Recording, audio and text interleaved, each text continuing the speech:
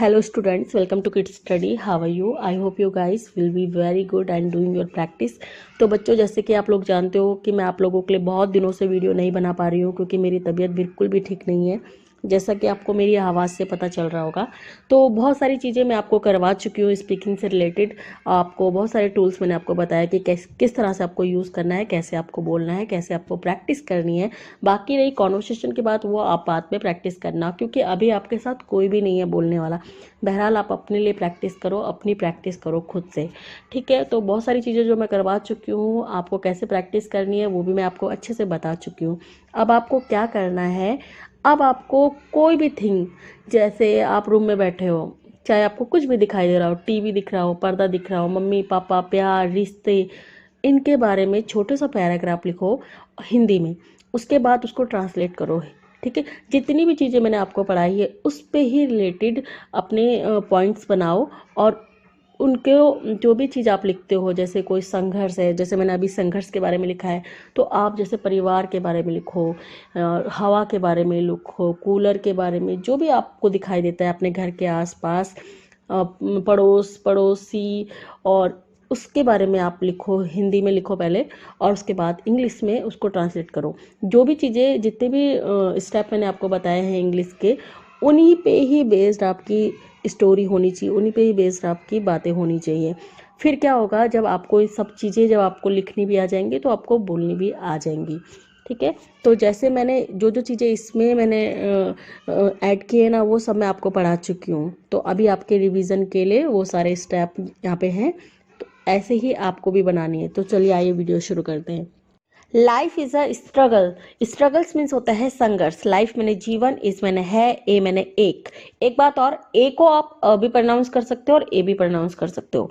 और struggles means होता है संघर्ष। तो जीवन क्या है, एक संघर्ष है। एक बात और, ए, एन और द, ये 3 आर्टिकल्स होते हैं। इनका यूज कब, कैसे, कहाँ किया जाता है, ये मैं आपको बहुत अच्छे से क्लियर करवा चुकी हूँ। जब आपका ऑब्जेक्ट का जो फर्स्ट वर्ड होता है, जैसे स्ट्रगल है, ये इसका फर्स्ट वर्ड एस से स्टार्ट हुआ है, एस हमारा कॉन्सोनेंट है। जब भी हमारा ऑब्जेक्ट का फर्स्ट वर्ड जब कॉन्सोनेंट से स्टार्ट होता है तो हम ए का यूज करते हैं, ए या अ, दोनों में से कुछ भी बोल सकते हैं, तो हम ए का यूज करते हैं। वहीं जब हमारा ऑब्जेक्ट का जो फर्स्ट वर्ड होता है, जब 5 वॉवल्स में से ए, ई, आई, ओ, यू, इनमें से किसी से भी होता है, तो हम ए एन, एन का यूज करते हैं, ठीक है। तो ये एस से स्टार्ट हुआ है, इसलिए हमने ए का यूज किया है। इसी प्रकार से द का भी कॉन्सेप्ट होता है। द को कब दा बोलते हैं, कब दी बोलते हैं, ये भी मैं बहुत अच्छे से क्लियर करवा चुकी हूँ। जब 5 वॉवल्स में से किसी से भी स्टार्ट होता है तब हम दी बोलते हैं, और जब कॉन्सोनेंट से शुरू होता है तो हम दा बोलते हैं। इसके अलावा दा का यूज हम कब करते हैं, जब कोई चीज हम पहले से किसी चीज के बारे में जानते हैं, या कोई चीज यूनिक होती है, जैसे चंद्रमा, तारे, या कोई आदमी, जैसे हमारे प्रधानमंत्री हैं, कोई नहर है, तब हम दा का यूज करते हैं। जब कोई विशेष चीज होती है और जब हम किसी चीज के बारे में पहले से जानते हैं तब। तो लाइफ क्या है, एक क्या है, संघर्ष है। कुल मिलाकर ए और एन का जो कॉन्सेप्ट है वो हम एक के सेंस में यूज करते हैं, जैसे एक हाथी, एक छाता, एक पेन, एक आम, एक केला, एक सेब, इस तरह से एक के सेंस में यूज करते हैं। बस ए कब बोलना है, ए या अ कब बोलना है, और एन कब बोलना है, वो आपको अच्छे से क्लियर हो चुका है, और कई बार मैं करवा चुकी हूँ कि एन आपको तब बोलना है जब आपका फर्स्ट वर्ड किससे स्टार्ट होगा, किसी भी 5 वॉबल्स में से होगा, ए, ई, आई, ओ, यू, इनमें से किसी से भी शुरू होगा। अगर आपका इनमें से किसी से शुरू नहीं होगा, कॉन्सोनेंट से शुरू होगा, तो आपको ए या अ बोलना है, क्लियर। दूसरी बात, इस एम आर, ये आपकी प्रेजेंट कंटिन्यूअस टेंस की हेल्पिंग वर्ब है, और जो मेन वर्ब होती है, उठना, बैठना, सोना, जागना, रोना, खाना, पीना, उसमें हम वर्ब में, उसे हम बोलते हैं मेन वर्ब, उसमें हम आई एन जी का यूज करते हैं। जैसे गो का गोइंग हो जाता है, ईट का ईटिंग हो जाता है, स्लीप का स्लीपिंग हो जाता है। मगर यहाँ पे ऐसा कुछ भी नहीं है, क्योंकि ये क्या है, स्टेट ऑफ बीइंग है। इस एम आर का यूज हम प्रेजेंट टेंस की state of being, state of location के लिए यूज करते हैं। जैसे पास्ट में हम वॉज और वर का यूज करें थे स्टेट ऑफ बीइंग के लिए, कि मैं छत में था, मैं उदास था, मैं रोया था, या मैं जाग रहा था, मैं, वो आपकी लोकेशन और आपकी स्टेट ऑफ बीइंग को दिखाता है कि आपकी मनोदशा क्या थी, आपकी लोकेशन क्या थी, वो पास्ट में हम यूज करते हैं। इसी तरह से प्रेजेंट टेंस में अपनी लोकेशन दिखाने के लिए, अपनी स्टेट ऑफ बीइंग को दिखाने के लिए, अपनी मनोदशा को दिखाने के लिए इज एम आर का यूज किया जाता है। जिस तरह से पास्ट में वॉज वर्ब का यूज किया जाता है, वैसे ही इज एम आर का यूज प्रेजेंट में किया जाता है। जैसे आज गर्मी है, आज धूप है, आज मैं छत में हूँ, मगर यहाँ पे कोई एक्शन थोड़ी ना परफॉर्म हो रहा है किसी के द्वारा, किसी बंदे के द्वारा कोई काम थोड़ी ना किया जा रहा है। तो इसी को हम स्टेट ऑफ बीइंग कहते हैं। स्टेट ऑफ मनोदशा दिखाता है, स्टेट ऑफ लोकेशन दिखाता है कि आप कहाँ पे थे, किस टाइम पे क्या कर रहे थे। तो यहाँ पे क्या है, जो स्टेट ऑफ बीइंग होती है या स्टेट ऑफ लोकेशन होती है, इस टाइप के जो सेंटेंसेस होते हैं उन्हें बोलते हैं हम सिंपल सेंटेंसेस। सिंपल सेंटेंसेस कौन से होते हैं? जिसमें किसी कर्ता के द्वारा कोई भी एक्शन परफॉर्म नहीं होता है, उसे हम क्या बोलते हैं? सिंपल सेंटेंस बोलते हैं। तो ये भी सिंपल सेंटेंस है। जीवन क्या है? एक संघर्ष है, एक छोटी सी बात है, संघर्ष है। यहाँ पे कोई भी काम नहीं किसी के द्वारा हो रहा है। एक बात और, जब आप इंग्लिश स्पीकिंग करना सीखते हो तो सिर्फ आपको एक्शन वाले सेंटेंसेस नहीं आने चाहिए या पॉजिटिव सेंटेंसेस नहीं आने चाहिए कि मैंने वो किया, मैंने वहाँ गया, मैं दिल्ली गया, मैंने खाना खाया, मैंने ये किया। सिर्फ ये चीज़ें नहीं आपको आनी चाहिए। जब आप इंग्लिश स्पीकिंग सीखते हो तो जिस तरह से मैं आपको बोल रही हूँ कि आपको थिंग्स को डिस्क्राइब करना आना चाहिए, चाहे वो कोई रिश्ता हो, चाहे वो आपके आजू बाजू के लोग हों, चाहे वो मेला हो, चाहे वो कोई भी कुछ भी हो, चाहे कोरोना वायरस हो या किसी भी चीज के बारे में जब आप थिंग्स को डिस्क्राइब करते हो तो वहां पे कोई एक्शन परफॉर्म नहीं होता है। वहां पे क्या होती है? स्टेट ऑफ बीइंग या तो पास्ट की होगी या प्रेजेंट की होगी। पास्ट में होगी तो वॉज वर्ब के साथ होगी, प्रेजेंट में होगी तो इज एम आर के साथ होगी। जैसे सर्दियों में बहुत गर्मी होती है, अगर मैं सर्दियों के बारे में बात करूंगी तो सर्दियों में बहुत गर्मी होती है, सर्दियों में ऐसा होता है, वैसा होता है। तो यहाँ पे कोई एक्शन थोड़ी ना परफॉर्म हो रहा है। लोग परेशान होते हैं, गरीब आदमी दिल के अच्छे होते हैं, तो यहाँ पे कोई एक्शन हो रहा है क्या? गरीब आदमी दिल के अच्छे होते हैं, धूप में गर्मी होती है, ये तो स्टेट ऑफ बीइंग है ना।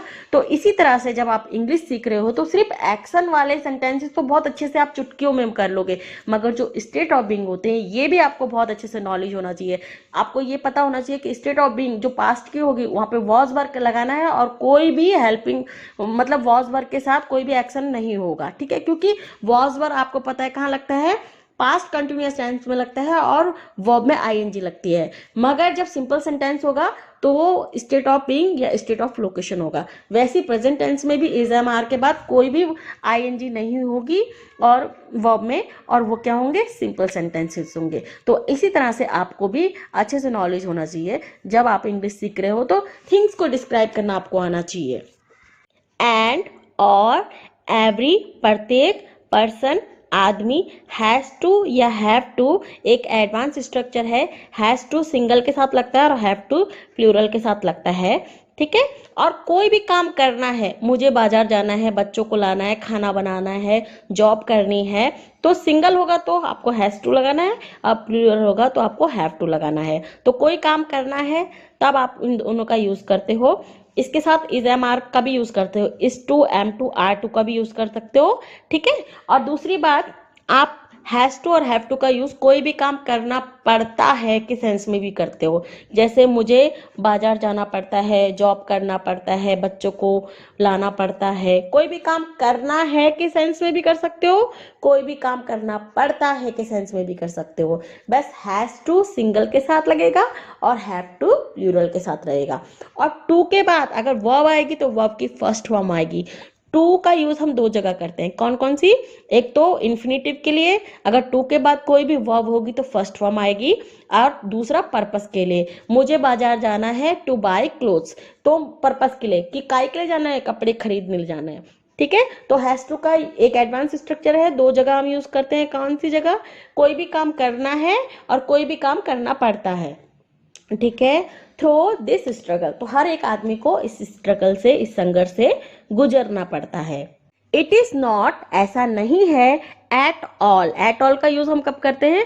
बिल्कुल भी के सेंस में हम एट ऑल का यूज करते हैं। तो ऐसा बिल्कुल भी नहीं है like the people of lower class. Lower means जो निम्न वर्ग के होते हैं, क्लास मीन वर्ग, लोअर मैंने निम्न, जो निम्न वर्ग के लोग होते हैं। अब द का यूज मैंने क्यों किया? द पीपल, क्योंकि जब हम किसी चीज के बारे में, किसी भी इंफॉर्मेशन के बारे में हम पहले से जानते हैं तो वहां पे हम द का यूज करते हैं। दूसरी बात, द का यूज हम कब करते हैं? जब हम किसी यूनिक चीज के बारे में बात करते हैं, चंद्रमा, तारे, किसी भी विशेष आदमी, विशेष नहर के बारे में बात करते हैं। दूसरा, जब हम पूरी कम्युनिटी की बात करते हैं, मीन्स जैसे मैंने बोला कि मैं शाम को गाय को खाना खिलाती हूँ, तो मैंने ये तो नहीं बोला कि मैं एक गाय को खाना खिलाती हूँ, दो को खिलाती हूँ, चार को खिलाती हूँ, या नीली को खिलाती हूँ, काली को खिलाती हूँ, पीली को खिलाती हूँ। जब मैंने द काव बोल दिया ना, तो समझ लो उस काव के अंदर, द काव के अंदर पूरी कम्युनिटी की बात हो रही है, सबकी बात हो रही है। ठीक है, तो द का यूज हम कब करते हैं? जब हम किसी विशेष के बारे में बात करते हैं, या हम जब किसी इंफॉर्मेशन के बारे में पहले से जानते हैं। ठीक है, तो ऐसा बिल्कुल भी नहीं है। जो निम्न वर्ग के लोग होते हैं, they have to struggle in their life. Have to का यूज अभी ऊपर बताया था ना, कोई भी काम करना है या करना पड़ता है। दे बहुत सारे होते हैं ना, दे मैंने वे, तो यहाँ पे हैव टू का यूज किया है, और हैज टू को सिंगल के साथ आता है। तो ऐसा बिल्कुल भी नहीं है कि जो निम्न वर्ग के जो लोग होते हैं उन्हीं को ही अपने जीवन में स्ट्रगल करना पड़ता है। It is not like that, ऐसा बिल्कुल भी नहीं है एट ऑल। ठीक है, ऐसा बिल्कुल भी नहीं है। एंड, और, इट इज नॉट, ऐसा नहीं है। रिटर्न मैंने लिखा हुआ, इन मैंने में, एनी मैंने कोई भी, बुक मैंने किताब, ऐसा किसी भी किताब में नहीं लिखा गया है। एक बात और, जब भी आपको इज एम आर के बाद वर्ब की थर्ड फॉर्म आएगी तो आपको समझ जाना है कि ये प्रेजेंट इंडेफिनिट टेंस का पैसिव वॉइस सेंटेंस है। अभी ये नेगेटिव सेंटेंस है, इसलिए इसके बाद क्या आया है? नॉट आया है। वहीं जब प्रेजेंट कंटिन्यूअस टेंस का पैसिव वॉइस सेंटेंस होगा तो इज एम आर के बाद बीइंग दिखाई देगा आपको, और वर्ब की थर्ड फॉर्म दिखाई देगी। तो ऐसा किसी भी किताब में नहीं लिखा गया है। एवरी पर्सन, प्रत्येक आदमी, हैज टू और हैव टू का यूज मैंने आपको अच्छे से बता दिया है। कोई भी काम करना है या करना पड़ता है। अभी बहुत सारे बच्चे सोच रहे होंगे मैम हमें पता कैसे चलेगा कि यहाँ पे ये कोई काम करना है के सेंस में या पड़ता है के सेंस में? जब आप सेंटेंस पूरा रीड करोगे तो आपको समझ में आ जाएगा कि एक सेंटेंस क्या बोल रहा है, करना है कि करना पड़ता है के सेंस में बात कर रहा है। एवरी पर्सन, प्रत्येक आदमी, has to face struggle in life. अब ये यही तो बोल रहा है कि हर एक आदमी को अपने जीवन में संघर्ष का सामना करना पड़ता है या फेस करना पड़ता है। Now whether it is of lower class, अब वो चाहे निम्न वर्ग का हो, अपर क्लास उच्च वर्ग का हो, और मिडिल वर्ग मध्यम वर्ग का हो। तो वेदर और का कॉन्सेप्ट भी मैं आपको बहुत अच्छे से करवा चुकी हूँ। या तो मैं खाना खाऊंगी या तो मैं खाना नहीं खाऊंगी, या तो मैं खाना बनाऊंगी या तो मैं खाना नहीं बनाऊंगी। तो जब इस टाइप के सेंटेंसेस होते हैं तो हम वहाँ पे वेदर और का यूज करते हैं। और जब नाइदर और नॉर का यूज करते हैं तो वो कैसे सेंटेंस होते हैं? ना तो मैं दिल्ली गई ना मैं आगरा गई, ना तो मम्मी ने खाना खाया ना मैंने खाना खाया, नेगेटिव होते हैं। और whatever class he belongs to, वो किसी भी क्लास से बिलोंग करते हो, he has to face difficulties, उन्हें क्या करना पड़ता है? कठिनाइयों का सामना करना पड़ता है। यू मस्ट हैव रेड, आप देख रहे हो मैं रीड को रेड पढ़ रही हूँ, क्यों? क्योंकि must have, could have, may have, might have, would have के बाद हमेशा वर्ब की थर्ड फॉर्म लगती है। ठीक है, और रीड की जो थर्ड फॉर्म होती है वो भले से हम रीड ही लिखते हैं, जो उसका प्रोनाउंसिएशन होता है वो रीड का रेड होता है। ठीक है, तो जब आपको इस टाइप के सेंटेंसेस बोलने हो, आपने देखा होगा, आपने पढ़ा होगा, आपने सुना होगा, आपने लिखा होगा, तो जब आपको इस टाइप के सेंटेंसेस बोलने होंगे तो आपका सेम रूल रहेगा, मस्ट हैव और वर्ब की थर्ड फॉर्म। बस must, may, might, could, can और वुड आपको कब लगाना है? जब आपकी बात जितनी परसेंटेज आपकी बात में सत्यता होगी उस हिसाब से आपको मस्ट, वुड, मे, माइट का यूज करना है, वुड का। जब आप मस्ट लगाते हो तो समझ लो आपकी 100% आपकी बात में सत्यता होती है, मस्ट, वुड, है ना। जब आप माइट लगाते हो तो अगला बंदा जो सुनने वाला होता है उसको लगता है कि अरे आप ऐसे फेंक रहे हो, मतलब आपकी बात में सत्यता नहीं है। तो जब आपको इस तरह के सेंटेंसेस बोलने हो, आपने सुना होगा, देखा होगा, पढ़ा होगा, लिखा होगा, कुछ भी किया होगा, सेंटेंस के पीछे होगा। ठीक है, या फिर मुझे लगा तुम सो चुकी होंगी, मुझे लगा तुम खाना खा चुकी होंगी या कुछ भी कर चुकी होंगी, तब इस टाइप के सेंटेंसेस में भी आपको सेम रूल रहेगा, बस मस्ट की जगह पे आपको चेंज करना है और हैव के बाद आपको वर्ब की थर्ड फॉर्म लगानी है। आई होप ये आपका क्लियर हो गया होगा। यू मस्ट हैव रेड, आपने पढ़ा होगा द स्टोरीज, कहानियां ऑफ, मैंने कहा के, की, मैंने कई, ग्रेट मैंने महान, उत्तम, मैंने लोग, पुरुष, है ना। तो आपने कई सारे महान पुरुषों की कहानियां पढ़ी होंगी। हु क्या है, एक रिलेटिव प्रोनाउंस है जो बगल वाले के बारे में एक एक्स्ट्रा इन्फॉर्मेशन देता है। और ये क्या क्या होता है, एक क्लॉज होता है जिसका एक सब्जेक्ट होता है, एक वर्ब होती है और एक ऑब्जेक्ट भी होता है, ठीक है। तो ये किसी से भी शुरू हो सकते हैं, हु से, हुम से, विद से, व्हेन से, डैट से, और वेयर, व्हेन, व्हाई, किसी से भी शुरू हो सकते हैं। प्लस क्या होता है, बगल वाले के बारे में एक एक्स्ट्रा इन्फॉर्मेशन देते हैं और एक क्लॉज होते हैं, ठीक है। तो हु फेस, जिन्होंने फेस्ड किया, जिन्होंने सामना किया, मैनी मैंने कई सारी, डिफिकल्टीज मैंने कठिनाइयों का, इन मैंने में, लाइफ मैंने जीवन में, जिन्होंने अपने जीवन में बहुत सारी कठिनाइयों का सामना किया। आफ्टर दैट, उसके बाद ही अचीव्ड में होता है हासिल करना, हिज गोल, अपना लक्ष्य हासिल किया। दोज पीपल, वो लोग, हु, फिर से देखो एक एक्स्ट्रा इंफॉर्मेशन दोज पीपल के बारे में, हु वर नथिंग, जो कुछ नहीं थे, टुडे, आज, we read about them in books, आज हम पढ़ते हैं उनके बारे में, अबाउट मैंने बारे में, दैम मैंने उनके, इन मैंने में, बुक्स मैंने किताब में, है ना। तो किताबों में हम उनके बारे में पढ़ते हैं, हेयर स्टोरीज, सुनते हैं कहानियाँ, फ्रॉम ग्रैंड मदर, माँ से, दादी माँ से, नानी माँ से हम उनके बारे में सुनते भी हैं। वाई ऑल डैट, वो सब क्यों, बिकॉज, क्योंकि, दे फेस्ड डिफिकल्टीज, उन्होंने कठिनाइयों का सामना किया।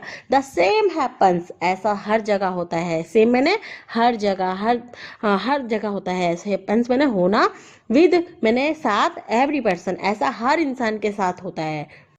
If you also want to do something, if मैंने अगर, यू मैंने आप, ऑल्सो मैंने भी, वॉन्ट टू मैंने चाहना, डू मैंने करना, समथिंग मैंने कुछ, इन मैंने में, योर मैंने अपनी या तुम्हारी, लाइफ मैंने जीवन, अगर आप भी अपने जीवन में कुछ करना चाहते हो, यू वॉन्ट टू सो मैंने दिखाना, योर सेल्फ एज समथिंग, आप कुछ बनकर दिखाना चाहते हो, कुछ मैंने something, you want to achieve मैंने पाना, समथिंग आप कुछ पाना चाहते हो, फॉर डैट या फॉर दिस इसके लिए या उसके लिए, इट इज़ नेसेसरी, नेसेसरी मैंने ज़रूरी है, इज मैंने है ज़रूरी है, डैट सॉरी, कि यू ऑल्सो फॉरगेट एवरीथिंग, आपको भी सब कुछ क्या करना पड़ेगा, फॉरगेट मैंने भूलना पड़ेगा, and work hard like those people, और कठिन वर्क करना पड़ेगा, काम करना पड़ेगा उन लोगों की तरह, those people, those who forget their happiness, वो लोग जो भूल जाते हैं अपनी खुशियों को, पीस शांति, एंड पेन दर्द, पेन मैंने दर्द को भूल जाते हैं, and only on focus on hard work, और किस पे फोकस करते हैं, फोकस मैंने अपना जो ध्यान होता है वो सिर्फ अपने कठिन प्रयास पे, कठिन मेहनत करते हैं और उसी पे ध्यान देते हैं। द डे, जिस दिन, you worked hard like those people, आपने मेहनत कर ली उन लोगों की तरह, थॉट दैट, सोच लिया, you have to do something in your life, सोच लिया कि आपको अपनी लाइफ में कुछ करना है। हैव टू का यूज मैंने आपको बताया ना कहाँ पे करते हैं, कोई भी काम करना है या कोई भी काम करना पड़ता है, सिंगल के साथ आपको हैज लगाना पड़ता है और प्लूरल के साथ आपको हैव लगाना पड़ता है। तो जिस दिन आपने उन लोगों की तरह मेहनत कर ली और सोच लिया कि आपको भी अपनी लाइफ में कुछ करना है, टू शो समथिंग, कुछ बनकर दिखाना है, नो मैटर, कोई फर्क नहीं पड़ता, हाउ मैनी डिफिकल्टीज, कितनी प्रॉब्लम्स, डिफिकल्टीज मैंने प्रॉब्लम्स, कठिनाइयाँ, विल कम, आएंगी, इन योर लाइफ, आपके जीवन में, ऑन दैट डे, उस दिन पर। You would never think about them, about मैंने बारे में, दैम मैंने उनके, थिंक मैंने सोचना, नेवर मैंने कभी नहीं, आप कभी नहीं सोचोगे। वुड क्या है, जैसे कैन का पास्ट में कुड हो जाता है वैसे ही विल का पास्ट में वुड हो जाता है। तो आप कभी भी नहीं सोचोगे उन दुख दर्द के बारे में जब आप अपने लाइफ के गोल, लक्ष्य को अचीव पाने के लिए जब आप क्या करोगे, मेहनत करोगे, तो जितनी भी डिफिकल्टीज, जितनी भी प्रॉब्लम्स क्रिएट होंगी, आप उनके बारे में क्या करोगे, कभी नहीं सोचोगे। You will keep only, only मैंने होता है केवल या बस, कीप मैंने क्या होता है, रखना। मैंने आपको एक बात बताई थी, जब भी कीप के बाद कोई भी वर्ब आएगी, उठना बैठना खाना पीना, तो वर्ब में आपको आईएनजी लगानी होगी, और जब पास्ट में हम कीप का यूज करेंगे तो कीप क्या हो जाएगा, कैप्ट हो जाएगा, ठीक है। जैसे मैं इंतजार करती रही, तो आई कैप्ट और फिर वर्ब में आईएनजी लगेगी। ठीक है, तो फ्यूचर में कीप रहेगा, प्रेजेंट में कीप रहेगा, पर पास्ट में क्या होगा, कीप का कैप्ट हो जाएगा। ठीक है, और विल क्या होती है, फ्यूचर की हेल्पिंग वर्ब होती है। जब सेंटेंस का एंड जो होता है गा गे गी पे खत्म होता है, तो हमारी सब्जेक्ट के बाद जो हेल्पिंग वर्ब होती है वो विल होती है।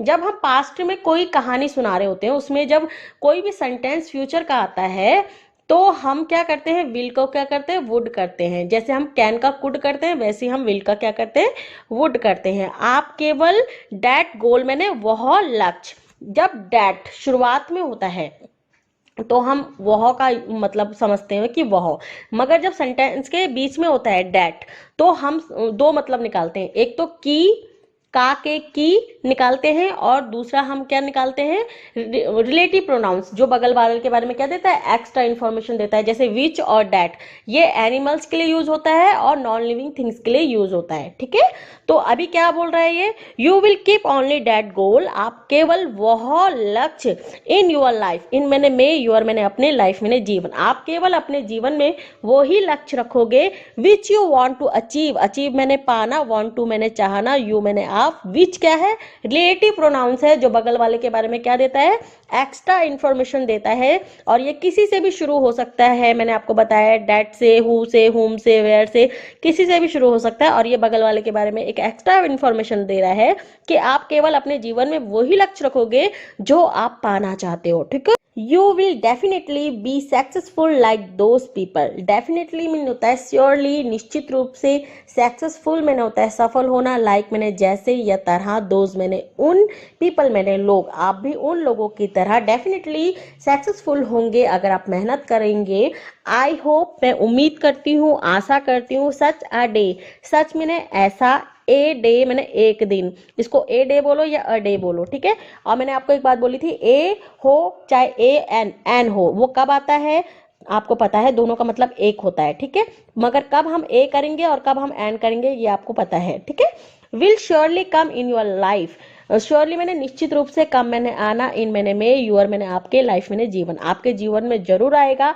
If you really want to speak, speak मैंने बोलना, वांट टू मैंने चाहना, रियली मैंने सच में, यू मैंने आप, इफ मैंने अगर, अगर सच में आप बोलना चाहते हो क्या, इंग्लिश, अगर आप इंग्लिश बोलना चाहते हो, यू वांट टू लर्न मैंने सीखना, वांट टू मैंने चाहना, यू मैंने आप इंग्लिश सीखना चाहते हो, यू वांट टू स्टडी, आप पढ़ना चाहते हो। इफ यू थिंक, थिंक मैंने सोचना या लगना, इफ मैंने अगर, अगर आपको लगता है, दैट की, यू मैंने आप, आर मैंने है, इज एम आर का मतलब होता है जब इसके बाद कोई भी वर्ब आती है उसमें आईएनजी लगा होता है, तब उसका मतलब होता है ये प्रेजेंट कंटिन्यूअस टेंस है। मगर अभी इसमें कोई भी वर्ब में आईएनजी नहीं आया है, तो ये सिंपल सेंटेंस है, प्रेजेंट कंटिन्यू मतलब प्रेजेंट टेंस का सिंपल सेंटेंस है, और इसे इसमें कोई भी वर्ब नहीं है। ठीक है, आपको लगता है कि आप क्या हो, वीक हो, मतलब कमजोर हो, किसमें, इन इंग्लिश में कमजोर हो, देन तो you have to work hard on it, आपको करना होगा या करना पड़ेगा।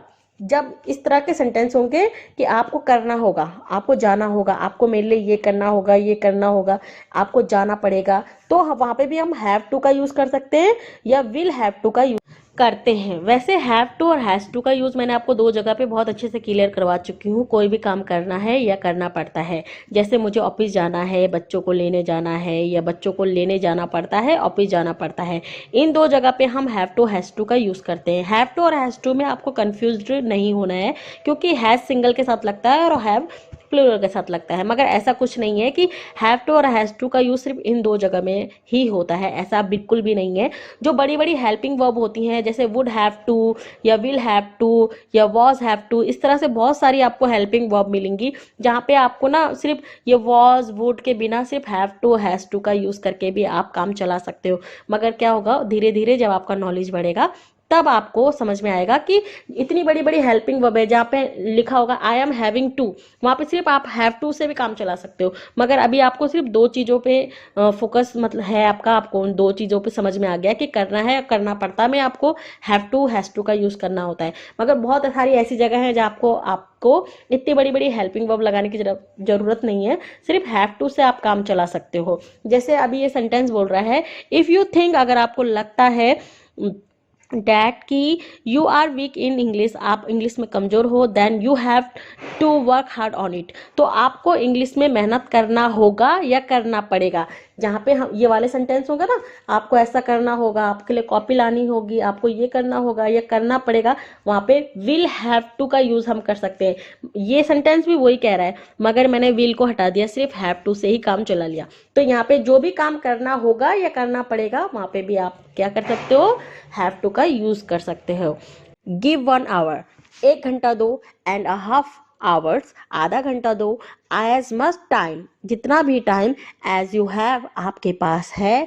हैव का यूज हम पोजीशन के लिए भी करते हैं, कोई भी चीज पास होना, जैसे आपके पास कितने पैसे हैं, है ना, और कुछ भी पास होने के लिए आप हैव या हैज का यूज करते हो, ठीक है। और वैसे हैव क्या होती है, हमारी हेल्पिंग वर्ब होती है। तो जितना भी टाइम आपके पास है, but give it every day, every day means रोज, हर दिन, बट मैंने मगर या पर, गिव मैंने देना, हर दिन दो।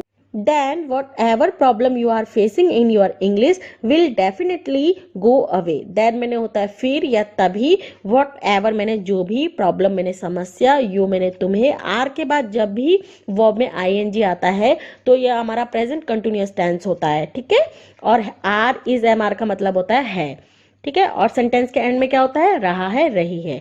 तो तभी जो भी प्रॉब्लम, जो भी समस्या आ रही है, इन मैंने में, योर इंग्लिश, आपकी इंग्लिश में, विल मैंने गागेगी, डेफिनेटली मतलब होता है श्योरली, निश्चित रूप से, गो अवे मैंने दूर होगी।